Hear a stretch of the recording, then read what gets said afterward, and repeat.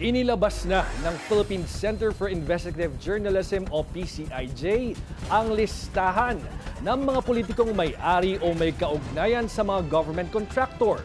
Ang tanong ngayon ng publiko, may paparusahan kaya kung kapwa politiko ang nag-iimbestiga? Ang detalye sa agenda report ni Joash Malimban. Gusto ko nga naming tanungin. Kanya-kanyang pagdinig ng Senado at Kamara sa flood control scandal. Pero sa ulat ng PCIJ, nasa halos 20 kongresista at senador kung hindi nagmamay-ari ay may kaugnayan sa mga kumpanyang may kontrata sa pamahalaan.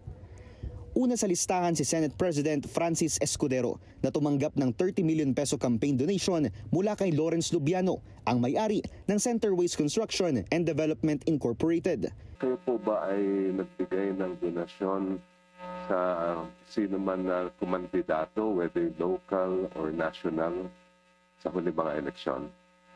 2022, Your Honor? Yes. Yes po, Your Honor. Kanino po yun? Kay Senator Cheese po. Senator Cheese Escudero. Yes po. Si Senator Joel Villanueva naman, ang kontratistang New San Jose Builders Incorporated, ang top donor sa kanyang 2022 campaign. Tatay naman ni Senator Bongo ang nagmamay-ari ng CLTG Builders, samantalang half-brother niya ang nagmamay-ari ng Alfrego Builders and Supply. Sa datos ng DPWH, nakakubra ang CLTG Builders ng 42 infra projects sa Davao Region mula 2016 hanggang 2018 na nagkakahalaga ng 3.6 billion pesos. Ang Alfrego naman may 46 projects na nahawakan sa Davao Region mula 2016 hanggang 2024 na aabot sa 2.6 billion pesos ang halaga.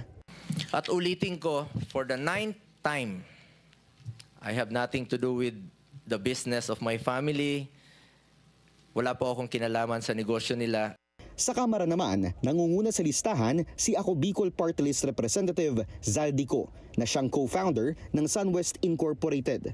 Kapatid din niya si Christopher Co na co-founder naman ng Hightone Construction and Development Corporation at si FSco Builders and Supply Managing Officer Farida Co.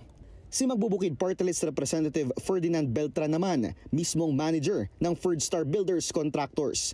Si CWS Party List Representative Edwin Garjola, kamag-anak ang ilan sa shareholders ng Newington Builders, Laurel Development Corporation at S.Ang Construction and General Trading Incorporated. Ito ang partial list ng PCIJ na mga kongresistang may kaugnayan sa public works contractors. Sa kasalukuyan, nasa 31 contractors ang nasa listahan ng Commission on Elections na umano'y nag-donate sa mga kandidato noong 2022. Ayon sa COMELEC, hindi maaaring mangontrata sa gobyerno ang sinumang may posisyon sa pamahalaan dahil sa conflict of interest.